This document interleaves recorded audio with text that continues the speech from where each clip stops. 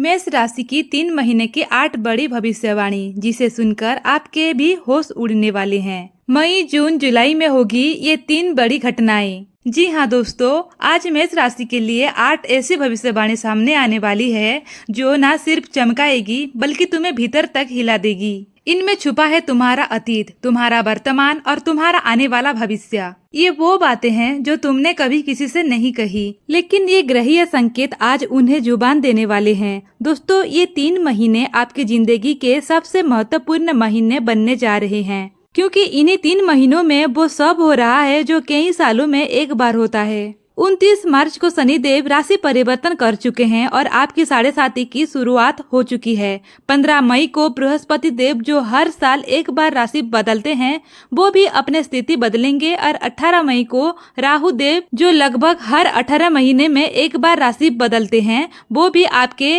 एक नए भाव में प्रवेश करेंगे। सोचिए, 3 बड़े ग्रह, 3 महीने और 3 बड़ी घटनाएं होने वाली है। मतलब आपके जीवन में अब कोई हल्का बदलाव नहीं, बल्कि नीम हिलाने वाला परिवर्तन आने वाला है। अब सवाल ये नहीं है कि परिवर्तन आएगा या नहीं, सवाल ये है कि कहाँ आएगा, कैसे आएगा और उससे निपटने के लिए क्या करना है। तो आइए दोस्तों, बिना देरी किए हुए जानते हैं वो 8 बड़ी भविष्यवाणी के बारे में। लेकिन वीडियो में आगे बढ़ने से पहले कमेंट बॉक्स में सच्चे दिल से जय शनिदेव, जय शनि महाराज जरूर लिखें। वीडियो को एक लाइक कर चैनल को सब्सक्राइब जरूर करें। दोस्तों, ये पूरा विश्लेषण चंद्र राशि यानी जन्म राशि पर आधारित है। और हाँ, अंत में मैं आपको कुछ अचूक ज्योतिषीय उपाय भी बताऊंगी जो इन ग्रहों के प्रभाव को संतुलित करेगा। बस जुड़े रहिए और अंत तक वीडियो को ध्यान से देखिए। तो चलिए अब शुरुआत करते हैं। पहली भविष्यवाणी, आपकी राशि के स्वामी है मंगल देव। मंगल 5 अप्रैल को कर्क राशि में प्रवेश करेंगे,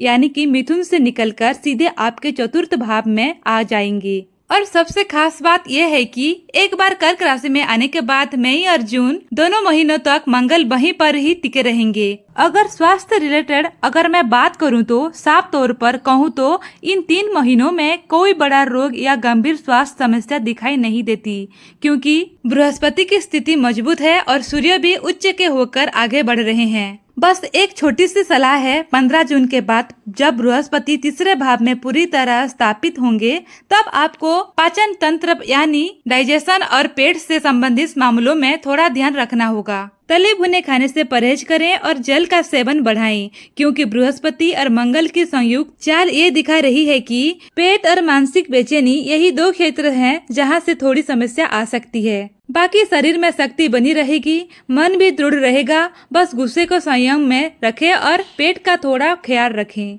तो सेहत के लिहाज से मैं कहूँगी बिल्कुल संतुलित और सामान्य से अच्छा समय है। अब आगे सुनिए। अब मंगल कर्क में नीच के माने जाते हैं। इसका असर ये होगा कि आपकी पेशेंस यानी धैर्य की परीक्षा इन महीनों में जरूर होगी। कई बार छोटी छोटी बातों पर गुस्सा आ सकता है, चिड़चिड़ापन महसूस हो सकता है। अब बात करें बाकी ग्रहों की, तो आपके द्वादश भाव में यानी 12वें घर में इस समय 5 ग्रहों की युति बन रही है। राहु, सूर्य, बुध, शुक्र और शनि। ऐसे में मानसिक उहापों, बार बार विचारों का भटकाव और एक अजीब सी बेचैनी आपको महसूस हो सकती है। लेकिन ये स्थिति उन लोगों के लिए भी बहुत शुभ है जो विदेश से जुड़ा कोई काम करना चाहते हैं या फिर अस्पताल, आश्रम या ध्यान साधना के क्षेत्र में काम कर रहे हैं। दूसरी भविष्यवाणी, मेष राशि वाले व्यक्तियों से एक बात साफ तौर पर कहूँ दोस्तों, राहु जो अब तक आपकी कुंडली के 12वें भाव में थे, वो अब 18 मई 2025 को राशि परिवर्तन करेंगे और आपके 11वें भाव में प्रवेश करेंगे।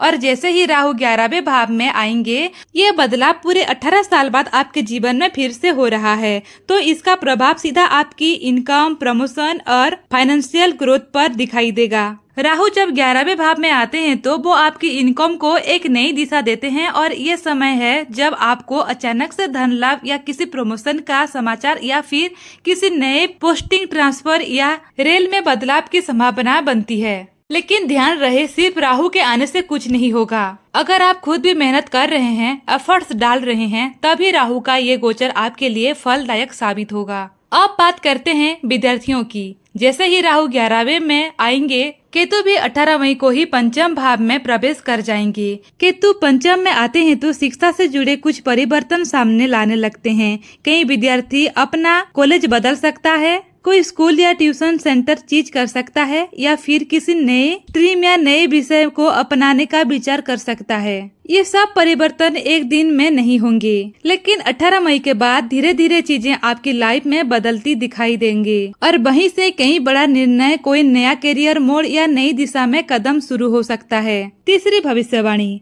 तो दोस्तों अब बात करते हैं शनि की 7.5 की, जो अप्रैल 2025 से मेष राशि वालों के लिए शुरू हो चुकी है। अब सबसे पहले तो एक बात साफ कह दूं, डरने की कोई जरूरत नहीं है, क्योंकि शनि जब आते हैं तो सिर्फ दुख देने नहीं आते, वो आते हैं आपको तैयार करने, समझदार बनाने और कामों का हिसाब किताब दिखाने। यही वही साथी है जो 30 साल बाद फिर से लौटती हैं और ये आपकी रियलिटी से कनेक्ट कराती है। अगर आप अपने जीवन में मेहनत की ही ईमानदारी रखी है तो यही शनि आपको गौरव और ग्रोथ देंगे। शनि की 7.5 में आपको लगेगा कि जिम्मेदारियां अचानक बढ़ गई है, कंधे भारी हो गए हैं और हर काम में समय, धैर्य और संयम जरूरी हो गया है। चौथी भविष्यवाणी। अब दोस्तों बात करते हैं आपके करियर की। इन 3 महीनों में आपकी प्रोफेशनल लाइफ कैसी रहेगी, आपका कार्य क्षेत्र, आपकी जॉब और अगर आप बिजनेस में हैं तो क्या क्या नया हो सकता है। ये सबसे पहले तो याद रखिए, करियर का घर होता है 10वें भाव और इसके स्वामी है शनि देव, जो इस समय आपके 12वें घर में गोचर कर रहे हैं और यही पर अगले 2.5 साल तक रहने वाले हैं।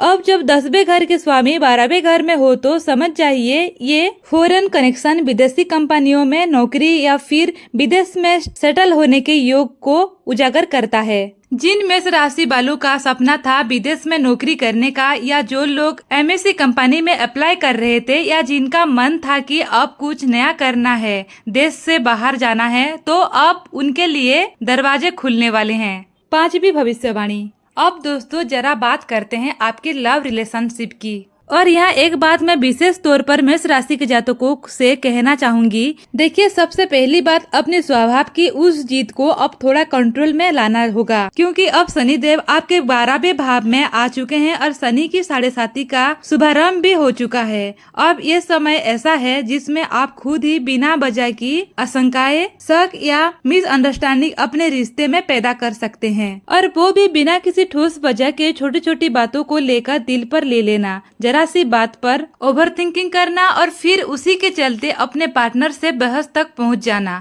ये सब स्वाभाविक रूप से आपके व्यवहार में दिखने को मिल सकते हैं और इसका कारण है शनि का प्रभाव। अगर आपके जन्म कुंडली में शनि नीच के हैं या अशुभ भाव में स्थित हैं तो इस समय थोड़े ज्यादा तनावपूर्ण रिलेशन बन सकते हैं, लेकिन अगर वही शनि शुभ स्थिति में बैठे हैं तो यही ग्रह रंग से राजा बना सकते हैं। इसलिए एक बार कुंडली का गहराई से विश्लेषण जरूर करवाएं कि आपकी शनि की स्थिति कैसी है।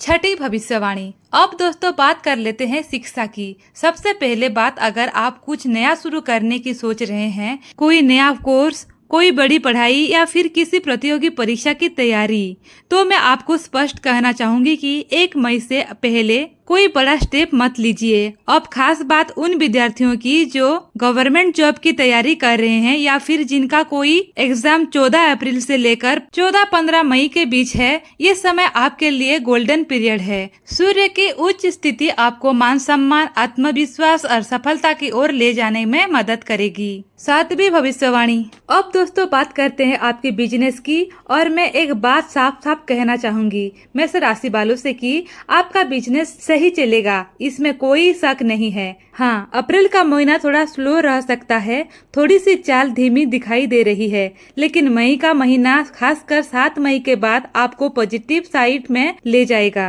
क्योंकि 7 मई के बाद बुध आपकी राशि में प्रवेश करेंगे। पहले फर्स्ट हाउस में आएंगे, फिर सेकेंड हाउस में जाएंगे और वहीं से आपकी बिजनेस स्किल, प्लानिंग और एक्सपेंशन में बढ़त दिखाई देगी। अब अगर बात करें कुछ अत्यंत आवश्यक उपायों की जो मेष राशि वालों को इन महीनों में जरूर करने चाहिए। सबसे पहला उपाय, शनि के बीज मंत्र का जाप। रोज सुबह ओम प्रा प्री प्रो सौंग सरिश्चराय नमः ये मंत्र आपको 108 बार जाप करना है।